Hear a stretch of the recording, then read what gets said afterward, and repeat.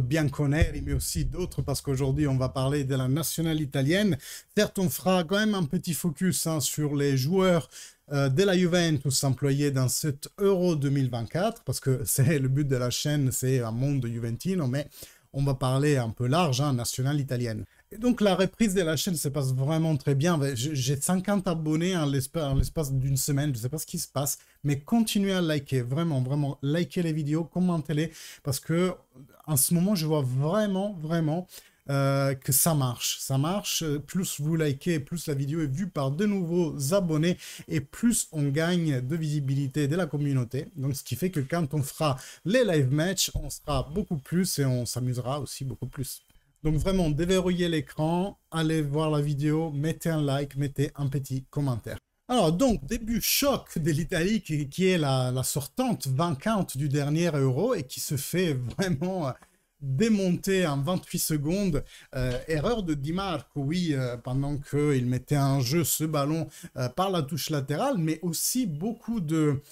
disons, malin. Il est malin, Bayrami, parce que si vous regardez bien les images, il va se mettre derrière deux joueurs de l'Italie qui sont un quinconce et qui couvrent la visibilité de Di Marco, et il arrive à rattraper ce ballon et puis le mettre au fond du sac en vraiment étonnant tout le monde. Bon, on s'est dit, c'est fini. Déjà, l'Albanie nous met un but.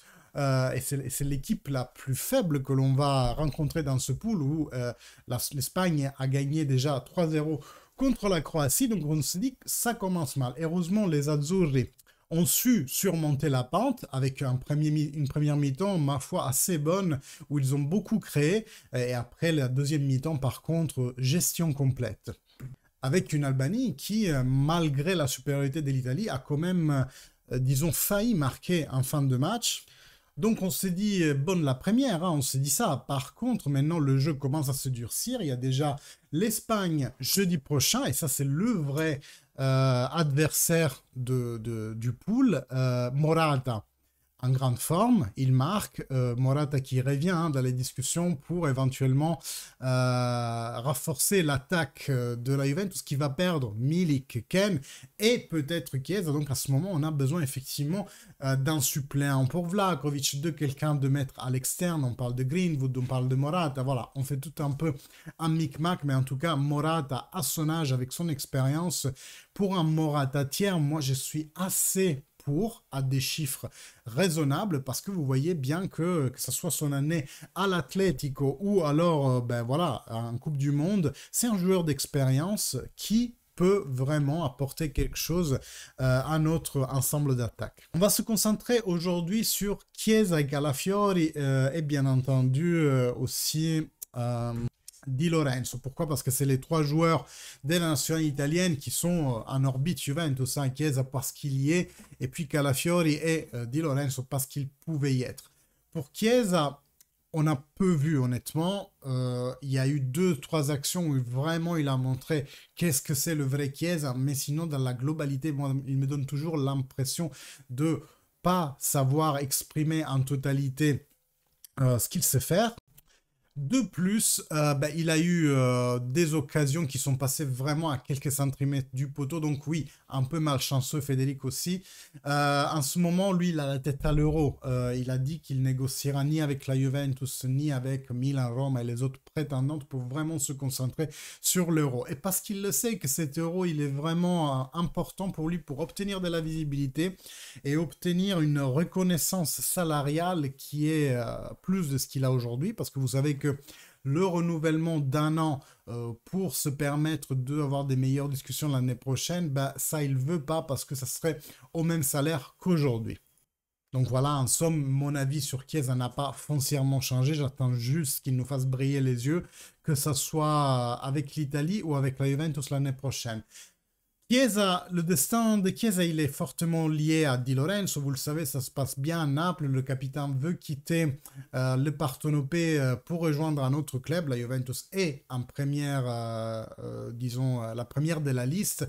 Après, c'est pas le Di Lorenzo de l'année dernière qui avait eu, alors soit il avait su démontrer son vrai potentiel, soit il a eu une année comme ça au-dessus de ce qui sont leurs capacités. Ça, on pourrait le savoir uniquement s'il revenait dans le jeu et si on pouvait, disons, le tester dans un autre contexte que celui de Naples, parce que vous croyez bien que quand on n'est pas bien psychologiquement, on n'est pas bien physiquement, et puis nos prestations diminuent, ça marche dans tout, moi, dans le travail, et surtout dans le foot, dans un sport physique.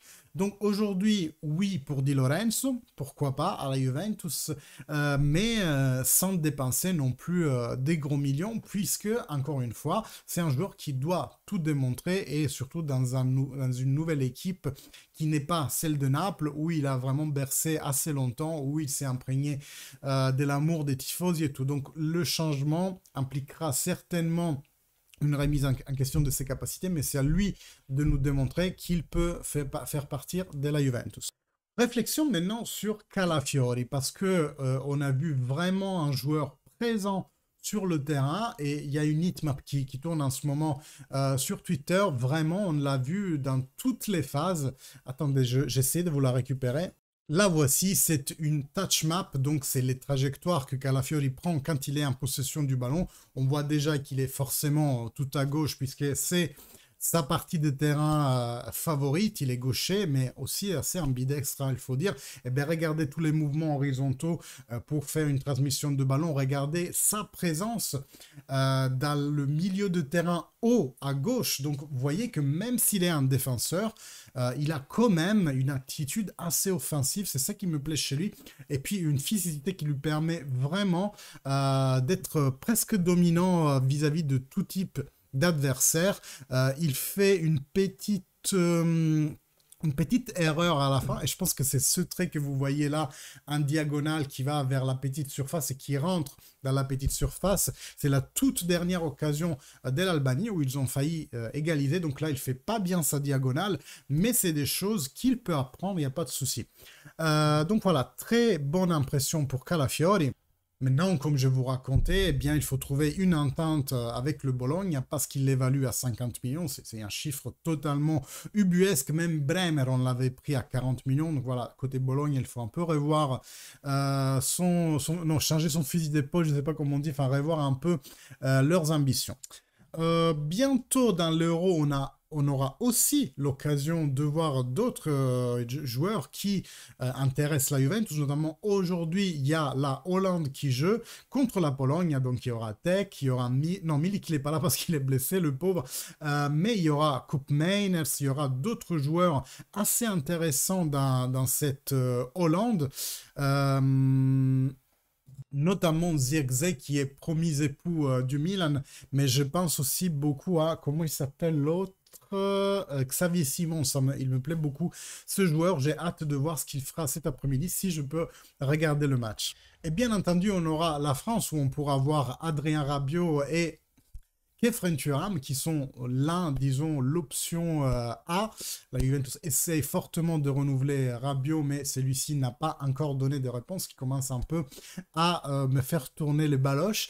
Mais le remplaçant idéal serait Khéphren Thuram, qui n'a pas fait la même saison que l'année dernière, donc son prix, il a un peu baissé vis-à-vis aussi du fait que son contrat s'expire juin 2025, donc il reste une année de contrat, donc c'est un levier de négociation qu'il ne faut pas négliger.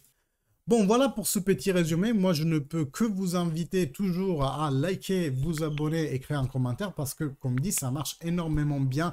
On devient de plus en plus nombreux. Donc, je vous attends et je vous dis à la fine, Forza Juve et en ce moment, Forza Italia. Ciao à tous.